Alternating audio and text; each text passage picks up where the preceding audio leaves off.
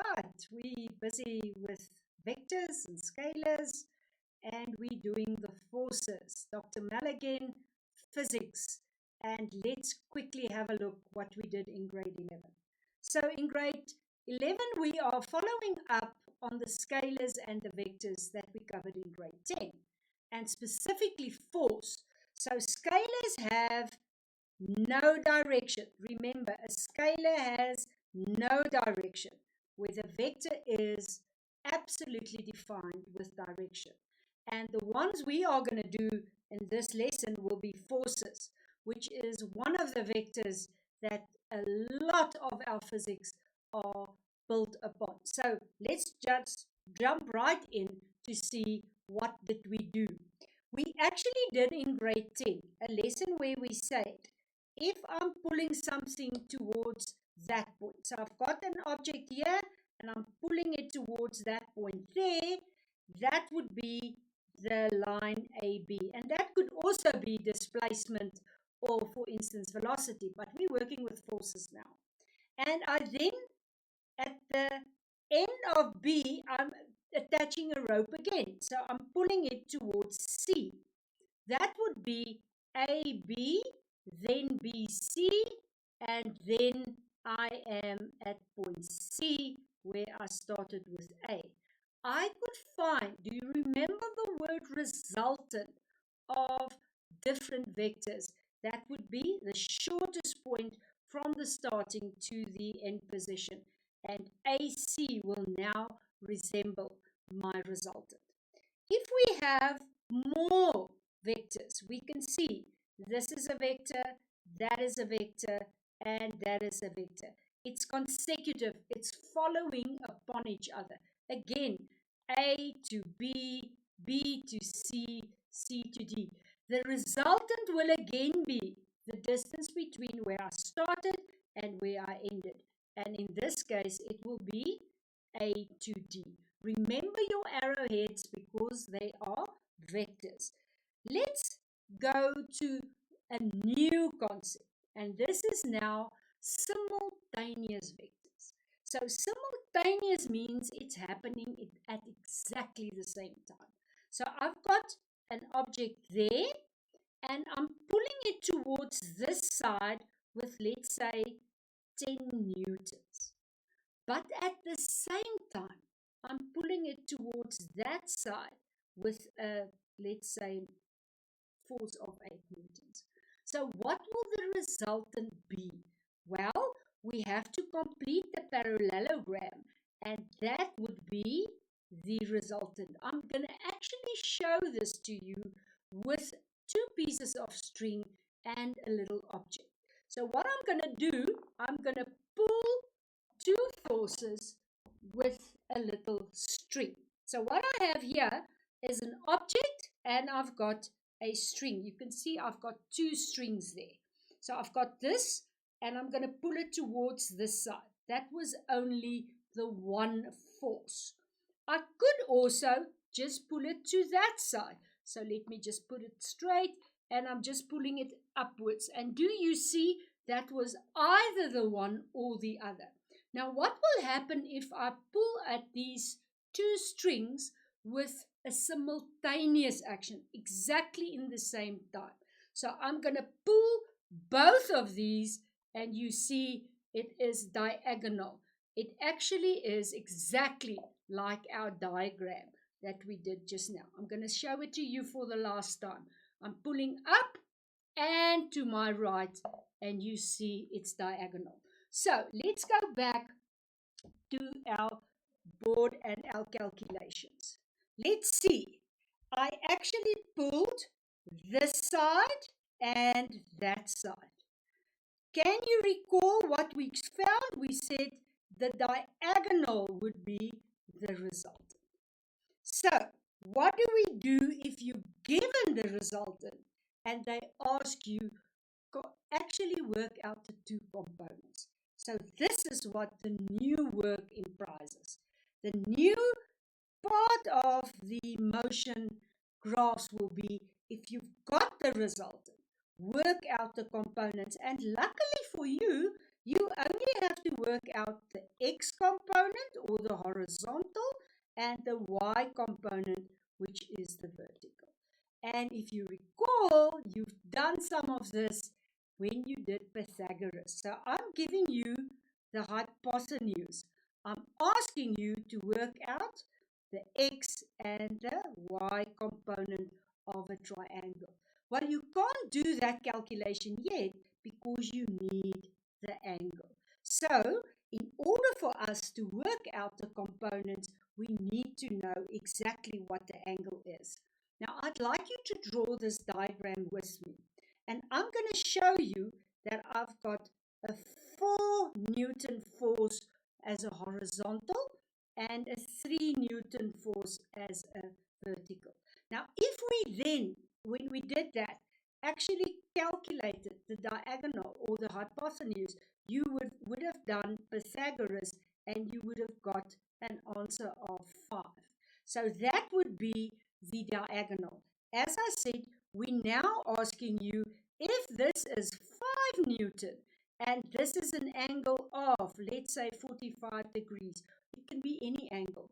Can you now calculate the x and the y, or the horizontal and the vertical value? So let's go about. I am going to change the angle now. I'm going to say to you, I've got a 5 Newton force at an angle of 30 degrees. The question will be calculate the two components. So let's go ahead and do the calculation. The sine of 30 degrees will be the opposite over the hypotenuse. The opposite of this 30 will be this side here, which is exactly the vertical. So I've got the vertical or the y component over the 5, which is the diagonal or the hypotenuse. And that would then give me an answer of 2.5 Newton. So please calculate carefully, have the right ratio to calculate the different components. In this case, the y component, 2.5 Newton. Let's go ahead and do the other component. Can we calculate the adjacent? So I've got sine 30.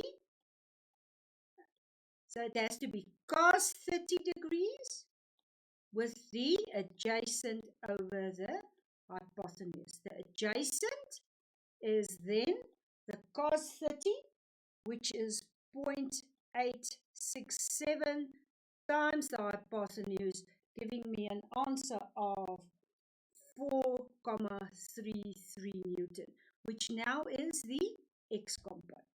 Now let's see if we can do this with a simulation program. We know we've got the PhET program, so let's go ahead and draw exactly what we did just now with the PhET program. You can go onto the internet and go and see what you can do. Remember, we drew lines to represent the forces. And I can now say, okay, if I add them together, I can get a resultant. So I've got 5 plus 5, and my resultant will be 10. That's not what we want to do today. We actually want to have a look. If I've got a component like that, let's make it a little bit longer. Can you see immediately, and you go onto this little slide there, you can immediately see what it does with your vertical component. Can you see the vertical component there? Or I can have the x or the horizontal component. You can play around, and then very important, we have to have the angle. And without the angle, you will be not in a position to actually work out the adjacent and the opposite. In this case, we've got an angle of 35. Can you see I can change the angle? There it's going to 50. I can make it smaller. Now, interesting, if I go up, I'm actually increasing the y component. If I'm going down, you can see the angle is smaller, but I'm increasing the x value. So it's important that you play a little bit with this very, very nice tool to find the components. Let's go back and see what will be asked in terms of these calculations. I can also get a question where I've got a resultant there as well as another resultant there. So I'll have to be able to calculate the components. We just did the components. This will be the horizontal or y component, and this will be the x component of this specific resultant. But I could also do it for another resultant. So let's say I've got this vector, let's call it number 2, that will also have an x and a y value. So what do I do in this case? Well, you'll calculate the x and y, and we usually do it in a table for the first component.